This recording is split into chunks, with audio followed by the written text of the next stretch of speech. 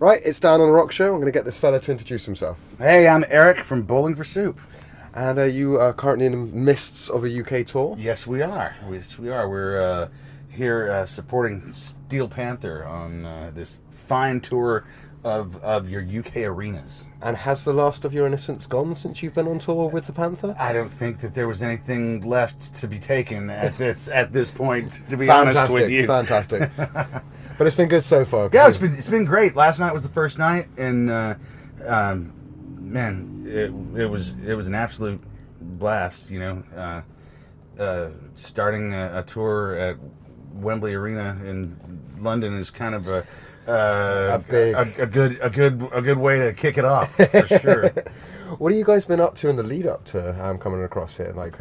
Well, this summer we, among other things, working on a new album. Bowling for Soup has a new album out right now called Drunk Dynasty. Yep. And so that was something that it kind of occupied the entire summer because we went in to record in May, thinking we were gonna do an EP. Okay.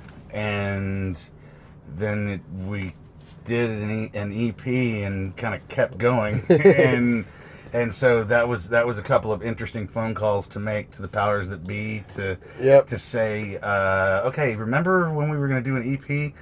Well, okay, now we're gonna do a full length album, and with all the people in place that that actually work for you, but then they tell you what to do, kind of thing. It's like, no, we've already got this set for the pre-order at an EP price, and it's like, that's fine. Like, we want to do the full album, give it to them at the EP price. Fantastic. And then once all of the pre-order stuff is done, then people that get in after that can buy the album at a regular full album price. But this is what we want to do, and the folks that got in early get to enjoy the full album at a discounted price. Then that's fantastic. Even better than just a pre-order sort of bundle. You've rewarded loyalty. Exactly. Yeah. Exactly. That's what we do. I like it. It's the Bowling for Soup loyalty rewards program. Comes with a little card, and every you get a stamp on every album. Yeah, every 10th sandwich is free. I'm just loving the fact that, from the sounds of it, you guys were so inspired with the writing process that you couldn't contain it, and you didn't want to cut down at all. You didn't want to edit it. Yeah, and it just kind of kept happening, and then we, as we're in the studio, it's like, you know what, wrote another one last night. Let's jump in here and see how this goes. And so, yeah, I mean, and it was very much like that. Yeah, and so it was a blast, and for some reason we worked so fast on this one. I think probably for the first time ever we were ahead of schedule in the studio. Really? Which then allowed us to do more. That's fair. Because we weren't working under any kind of time crunch, which is just rare. I mean, that's never happened for us, and I can't imagine that it ever happens for anyone. As a standard rule, no. Yeah. I mean, again, it's such a positive sign that you guys were enjoying what you were doing and nailing it sort of so quickly. Yeah. So, are you looking forward to sort of your fan base getting a hold of it properly and then deciding their favourites and? Yeah, and it's awesome to it's been out for a few days now, and already getting the feedback, and it's. People are reacting well to. Okay, cool. I'm not going to say to the ones that they're supposed to react well to. We're getting a lot of good feedback on the single, even before it's, kind of become. It wasn't like the single was out there, and then people get the album. It's kind of like it all happened at the same time, and it's gone down really well. Yeah. Fantastic. Because I imagine, like, when you go into something like this and it's the first tour, you have like certain hopes of what feedback you're going to get on stuff. Especially normally you're locked in for a lot of time, but for you guys, it sounds like you've put all this together and then just what's gonna trend, what's gonna work. Well, normally, kind of with us, it's like put it out there, and whatever happens, happens, and we're gonna do our thing. Yeah. And it's, I think it's not that we don't care what people think. I think we're just happy with the product. It sounds so horrible to refer to music as a product, but we're so happy with what we produced, therefore it is a product. Yeah.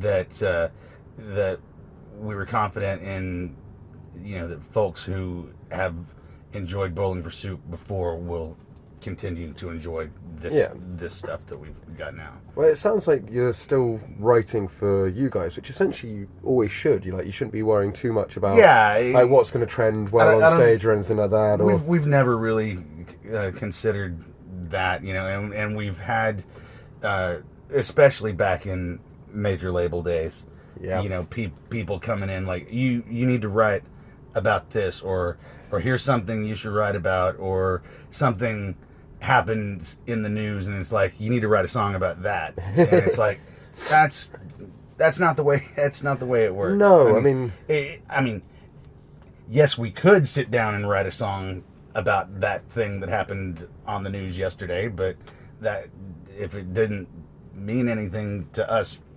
personally, then it's going to be contrived, isn't it? Yeah, exactly. Yeah. So one of those is, I tend to find the sort of topical stuff that works really well is when an artist has just an urge to right. do it, I mean, you've got a bit of yourself involved in it. Yeah. So apart from like touring, what's sort of the plan for you guys? Is there a plan? Because with you recently changing it, I imagine that's sort of re-sculpted the next few months, year for you guys a little bit. Well, we're reworking next year right now. Cool.